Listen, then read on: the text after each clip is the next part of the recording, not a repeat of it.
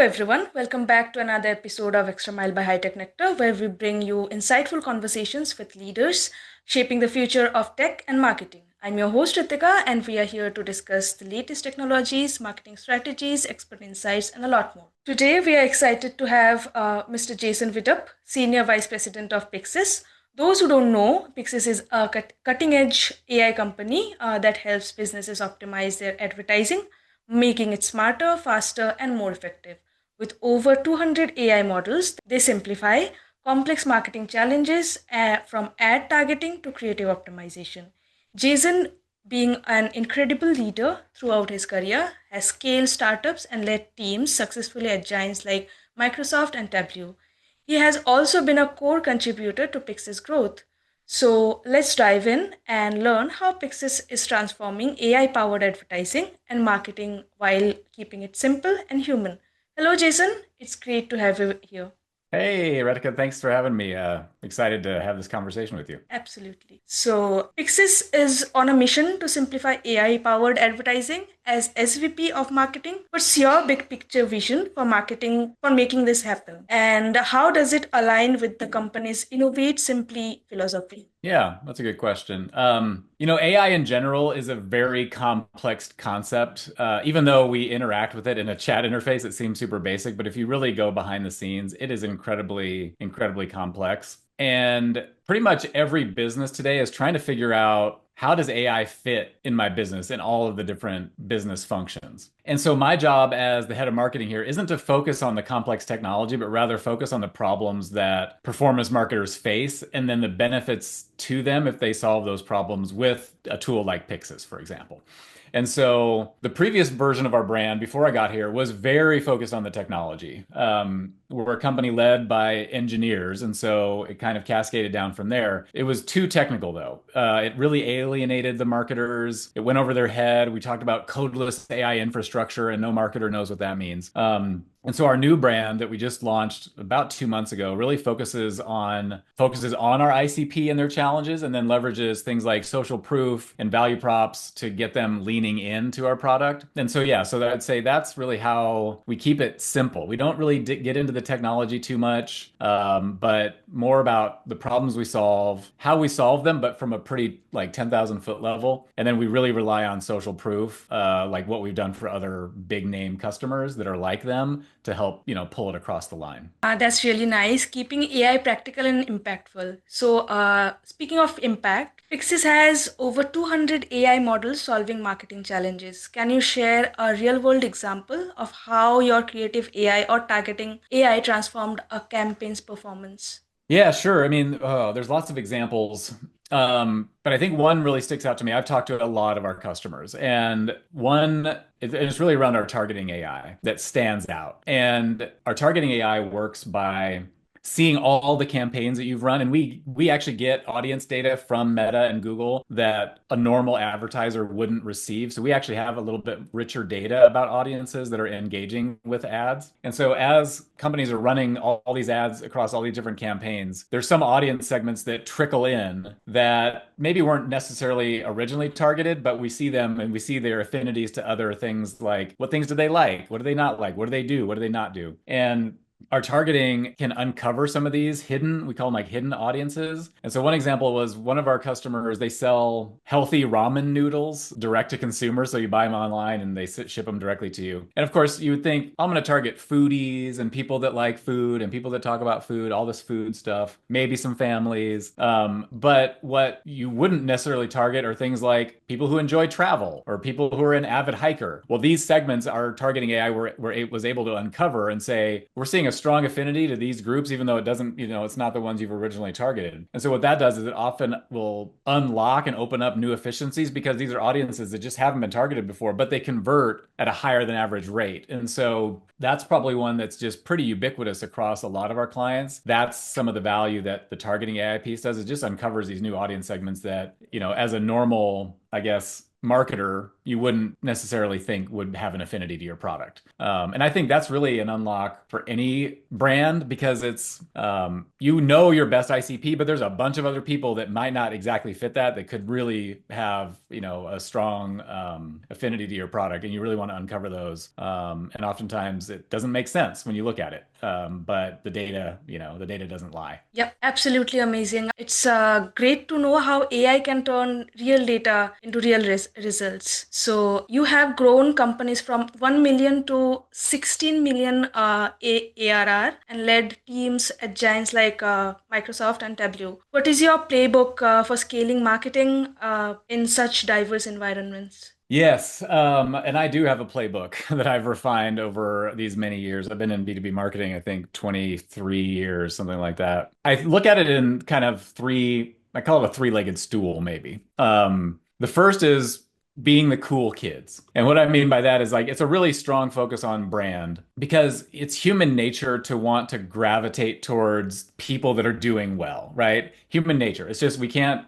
oppose that. It's just a normal part of being a human. Like I want to be with the herd, the herd that's doing well. So we have this herd mentality. And so, and it's the same in business. So people will gravitate towards the companies that even just look like they're doing well or look like somebody they want to aspire to be. So brand is the first leg. And one of the ways that I do that is especially when you're a marketing technology company selling to marketers, your marketing has to be incredibly good because there's a high bar, right? You're selling to a marketer who's doing the same thing that you are. And if they can't look up to you in some way and even look up to your marketing, I can't imagine selling a really solid ad tech tool like we have and our marketing being really horrible. Because people will, despite even the tool could be really, really, really good, but if we don't do a good job at creating that heat and that buzz and drawing people in, they'll just ignore us. And so that's the first one is we've got to develop a really strong brand. The second one is a laser focus on differentiation and proof. And so taking a look at our product and really understanding let's say we have 20 competitors. What are the true differentiators? Why are we even here? It's like, why are we here? If we're doing the same thing as everybody else, we shouldn't even be here. We should just combine forces and create a bigger company and then go to market. Well, we are our own company. So what makes us vastly different than everybody else?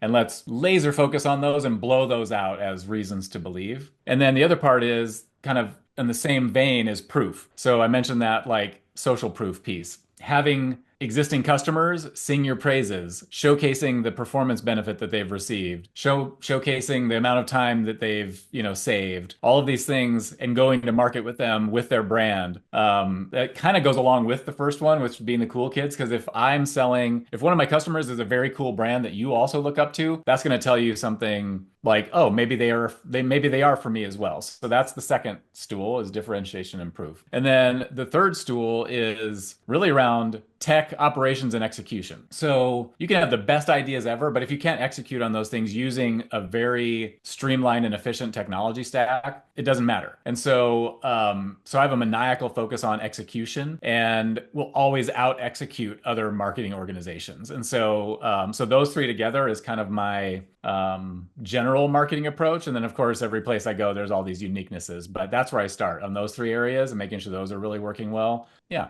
Yeah. So human-centric and tech-driven marketing approach is really amazing. So next up, Pixis champions stay human as a core value. How do you ensure AI enhances rather than replaces the creativity of your marketing team? Yeah, this is a good one. Marketing or just leaders in general are not sure how they should think about AI. And right now, everybody's using AI. So there's no doubt. Everyone's using it, but it's in like this level one maturity stage where people are just using an LLM like ChatGPT or Claude, and they're using it to just ask it questions, get some brainstorm with it, have it help me write some content.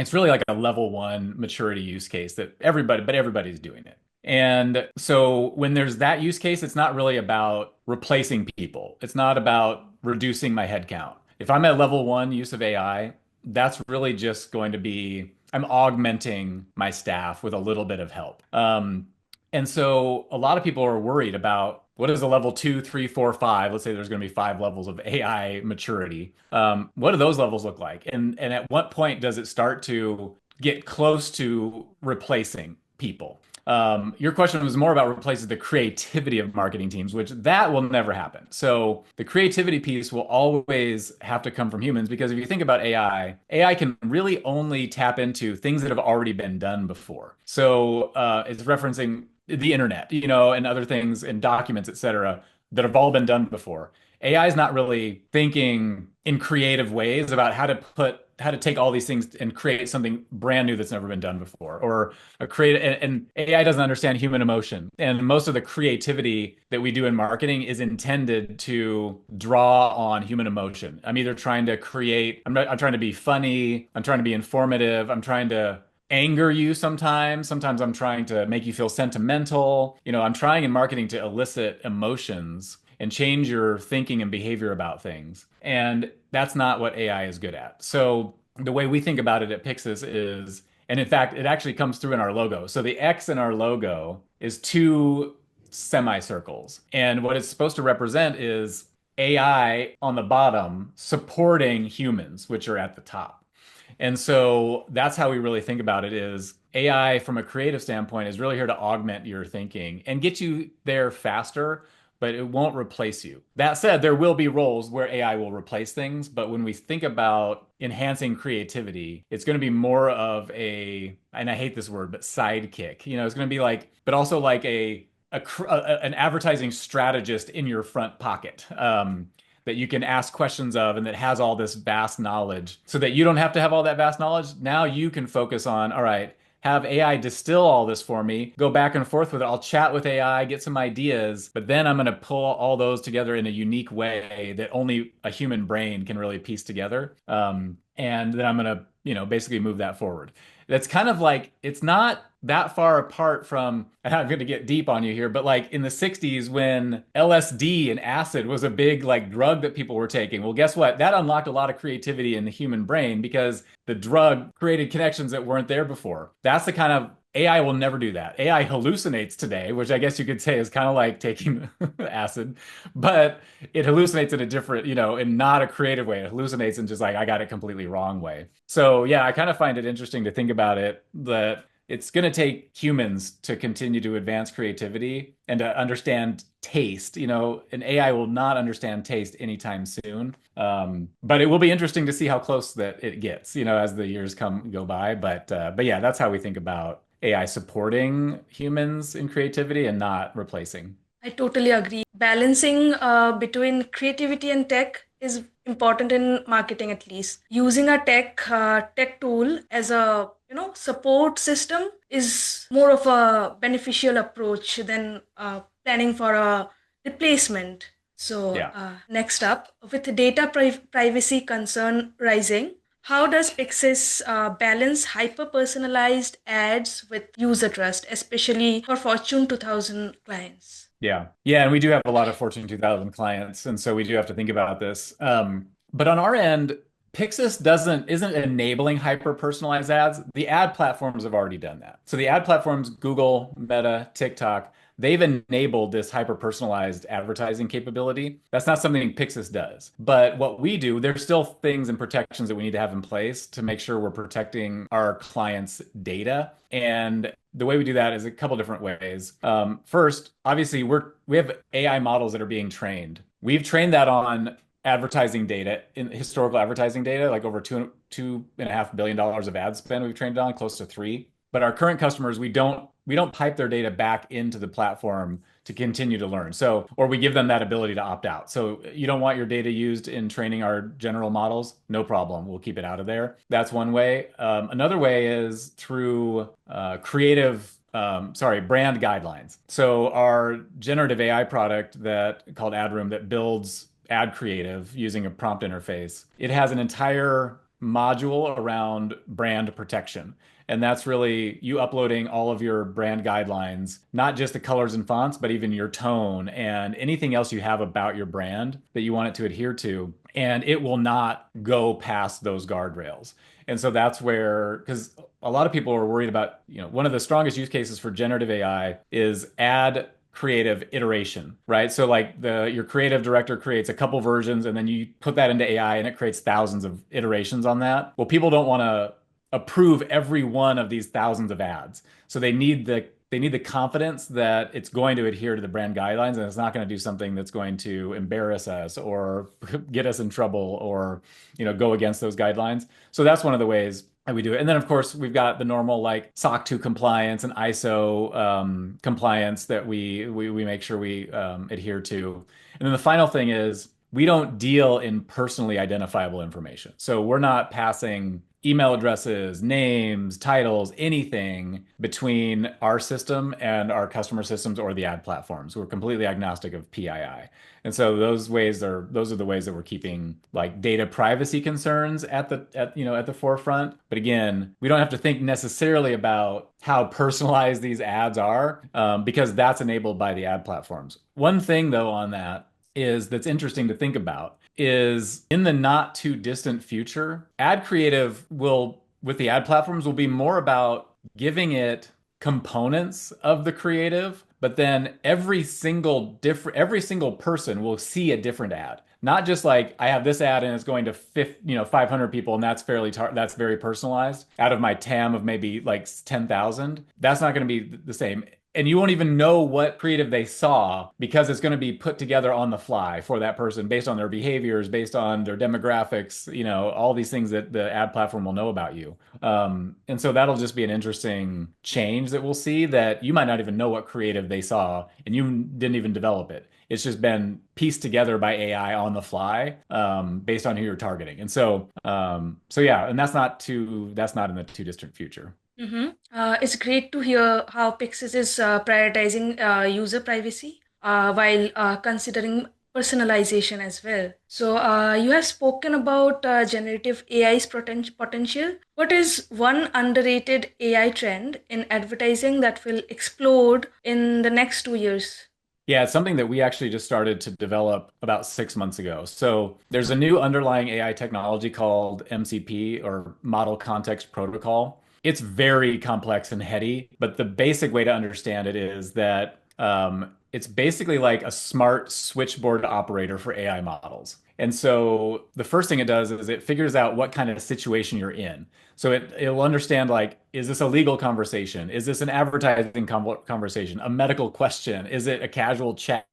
Then, based on what its understanding of the situation you're in, it'll choose the best model for that context. So you might have hundreds or thousands of models, and it'll intrinsically know which of these to choose. You don't have to tell it ahead of time. It'll just know which one of those to choose. Then it'll take the data and prepare it in the right way to give to that model. So it's kind of a transformation layer. Some people also call MCP like a very smart API. So it's going to transform that data in the format that that model needs, and it's going to hand it to that model. And then when it gets a return from that model, it's then going to take that and it'll return the most relevant, accurate information back to the user, adjusted for their situation. And it does all of this automatically in real time.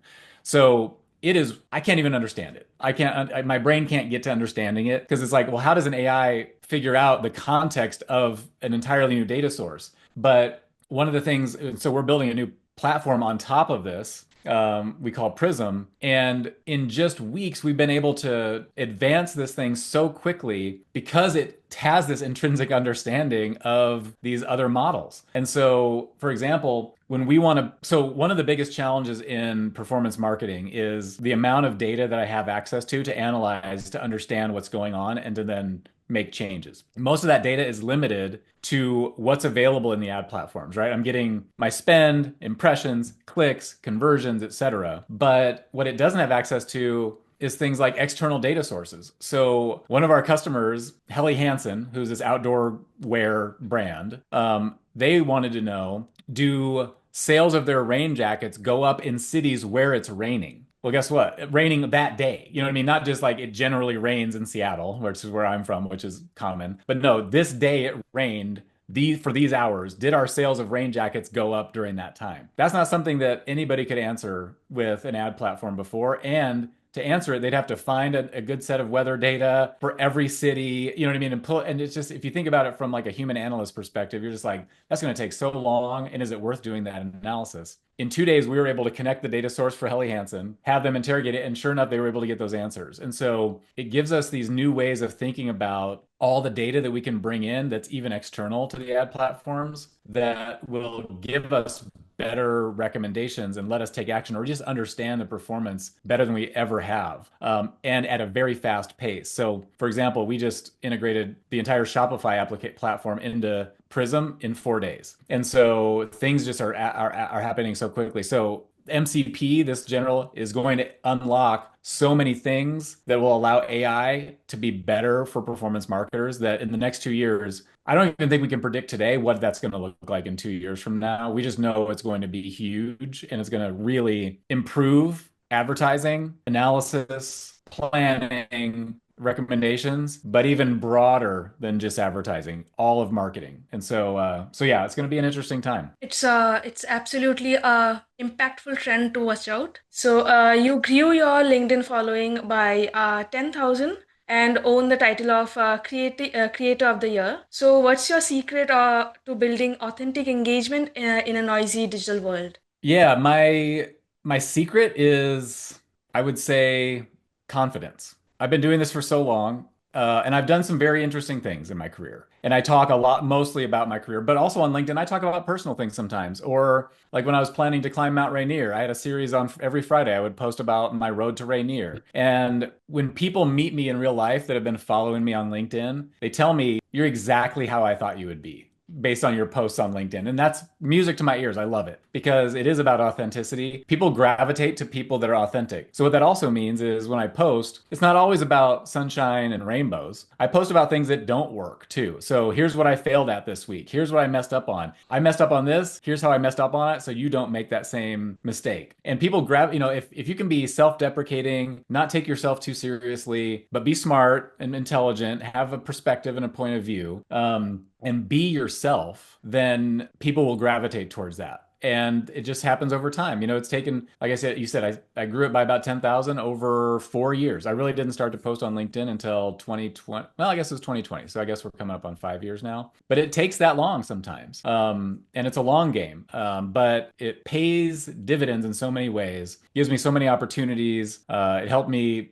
grow my own fractional consulting business when I was a fractional CMO before I took this job. And I just think it's important for us as humans to share as humans, because not 100% of my life is awesome. And so if I present it that way, people will already know, like, he's not being authentic because nobody's life is 100% perfect. And so posting things about failures and being okay with that and being okay failing, I think is really important. And and people just tend to gravitate towards that. So it's been a fun ride on that too, just kind of building my voice and growing my audience and seeing what benefits that brings. Yeah, indeed, being real, confidence and authenticity absolutely wins together. Such a great lesson. So that's a wrap.